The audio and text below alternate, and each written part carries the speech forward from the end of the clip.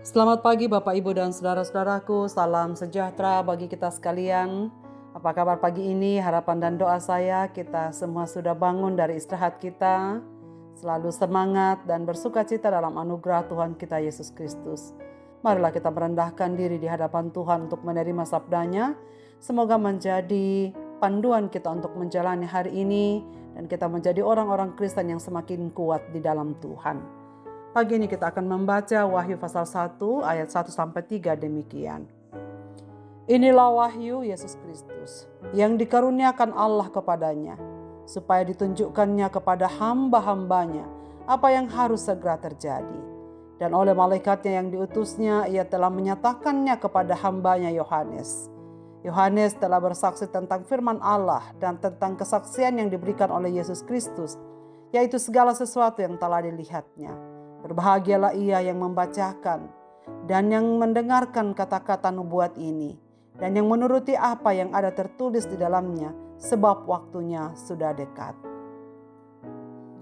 Berbahagialah ia yang membacakan. Saudara-saudara pendengar renungan pagi yang dikasihi Tuhan, bagaimana perasaannya ketika membaca kitab Wahyu? Penuh semangat atau takut? Suatu hari saat saya masih usia sekolah dasar, pernah suatu waktu mama saya membaca kitab Wahyu. Setelah selesai membaca, ia berkata, kisah-kisah yang ditulis dalam kitab Wahyu mengerikan dan menakutkan. Karena waktu itu saya masih kecil, saya tak bisa bertanya, pasal mana yang sedang dibaca? Atau mama sedang membaca kisah yang mana? Tetapi masih jelas teringat bagaimana mama pada waktu itu menunjukkan ekspresi rasa takut karena membaca kitab Wahyu. Ternyata bukan hanya mama yang demikian. Beberapa kali mendengar, orang-orang berespons setelah mendengar Wahyu menakutkan. Saudara-saudaraku, mungkin ini karena memang sebagian isinya menyampaikan peristiwa-peristiwa yang akan terjadi pada zaman akhir. Memang kitab ini ditulis bagi gereja perdana dalam situasi mereka yang sulit. Seorang kaisar Romawi pada waktu itu yang namanya Domitian memerintahkan seluruh penduduk dalam wilayah pemerintahannya untuk menyembah dan mengakui kaisar sebagai Tuhan. Domitian seorang kaisar Romawi yang memproklamirkan dirinya sebagai dewa yang harus disembah. Menetapkan kebijakan atau aturan, mengharuskan atau mewajibkan agar seluruh penduduk di wilayah kekaisaran Romawi, tidak terkecuali orang-orang Kristen, menyembah dan mempersembahkan kurban tidak hanya kepada kaisar yang masih hidup, tetapi juga kepada kaisar-kaisar yang telah meninggal. Orang-orang yang menolak aturan ini dianggap pengkhianat dan dapat dijatuhi hukum mati. Inilah pergumulan yang dialami oleh jemaat Kristen, yaitu penganiayaan yang hebat karena iman mereka. Sebab orang-orang Kristen tidak mau mentaatinya, karena bagi mereka hanya Kristuslah Tuhan yang layak disembah dan hanya Dia yang layak dimuliakan. Akhirnya mereka mengalami tekanan dan penganiayaan, bahkan tidak sedikit yang mati martir karena iman mereka. Melihat kenyataan yang demikian, banyak yang mulai meragukan pribadi dan kuasa Tuhan Yesus Kristus. Itulah sebabnya kitab ini ditulis untuk menghiburkan gereja yang sedang mengalami penganiayaan pada masa itu. Kitab Wahyu merupakan salah satu tulisan apokaliptik. Apokaliptik berasal dari kata bahasa Yunani apokalipsis yang berarti pengungkapan atau penyingkapan. Dalam tulisan apokaliptik manusia dibukakan rahasia-rahasia surgawi dan tentang sejarah akhir manusia, tentang hari kedatangan Tuhan melalui penglihatan. Dan penglihatan-penglihatan itu hadir dalam berbagai simbol, seperti manusia dalam rupa hewan atau binatang-binatang buas, warna dan angka-angka dengan makna tersembunyi.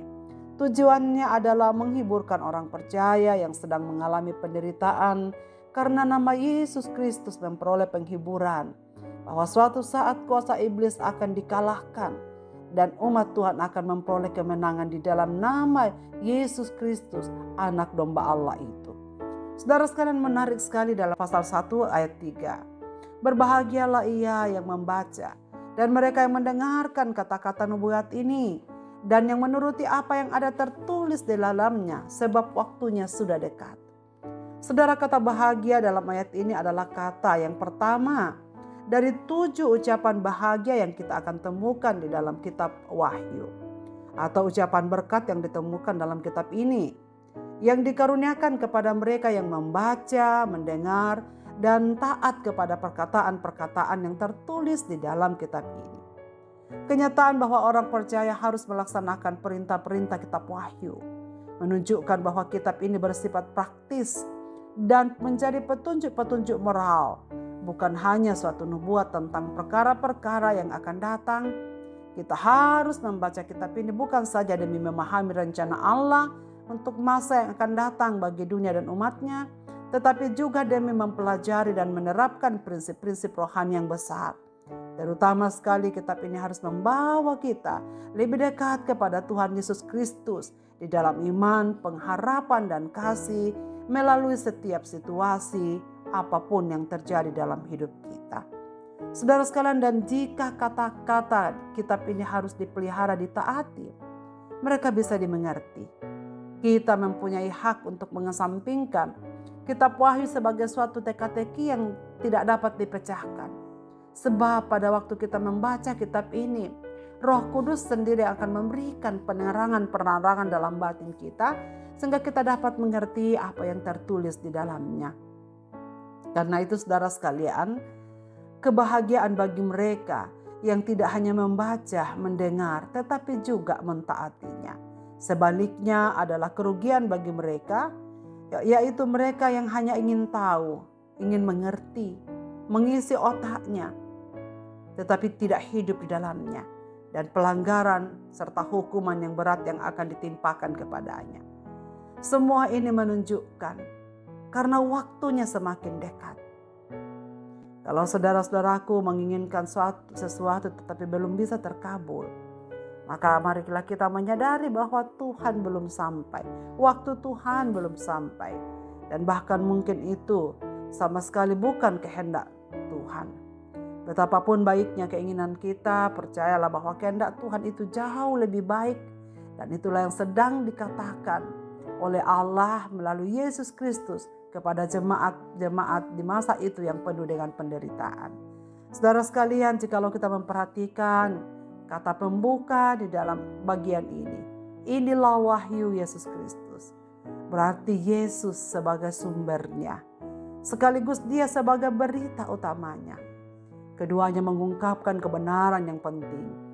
Ini adalah wahyu dari dan tentang Yesus Kristus, menegaskan bahwa apa yang Yohanes tulis, apa yang Yohanes lihat, merupakan segala sesuatu yang Yesus telah nyatakan kepadanya. Sedangkan tentang Dia berarti wahyu ini menyingkapkan pribadinya, bahwa Dia telah mati, bangkit dan naik ke sorga serta karyanya di dalam kehidupan orang percaya pada masa kini. Dan juga menyingkapkan peristiwa-peristiwa yang akan terjadi berkaitan dengan kedatangannya yang kedua kali. Saudara-saudaraku yang dikasihi Tuhan, inilah keindahan kitab Wahyu. Kitab ini menyingkapkan isi hati Allah kepada para pembaca. Dan Dia berjanji, berbahagialah ia yang membacakan dan mereka yang mendengarkan kata-kata nubuat ini dan menuruti apa yang tertulis di dalamnya, sebab waktunya sudah dekat. Janji ini berlaku bagi setiap orang percaya dari segala abad dan tempat. Janji ini berlaku bagi saudara dan saya yang mendengarkan firman pada pagi ini.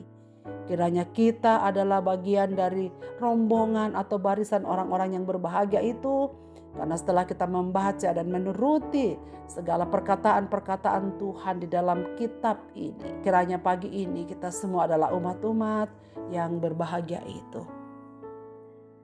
Marilah kita berdoa. Bapa di surga, terima kasih banyak untuk firman-Mu pada pagi ini. Kami sedang membaca kitab Wahyu, kitab yang Tuhan singkapkan, kebenaran yang Tuhan bukakan kepada kami, hal-hal yang masih terselubung di masa depan kami. Tapi kami bersyukur Tuhan membukakannya kepada kami melalui kitab-Mu ini.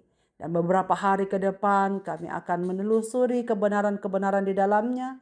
tolonglah kami supaya kami makin mengerti dan kami bisa makin hidup di dalamnya, agar kebahagiaan yang Kristus janjikan menjadi kebahagiaan kami semua. Seluruh pendengar renungan pagi dimanapun mereka berada pada pagi ini, biarlah mereka berbahagia di dalam iman mereka masing-masing. Sertai kami ya Tuhan dalam perjuangan kami hidup di dalam dunia ini. Dalam Kristus Tuhan kami berdoa. Amin. Selamat beraktivitas Bapak, Ibu, dan saudara-saudaraku. Tuhan Yesus memberkati kita sekalian.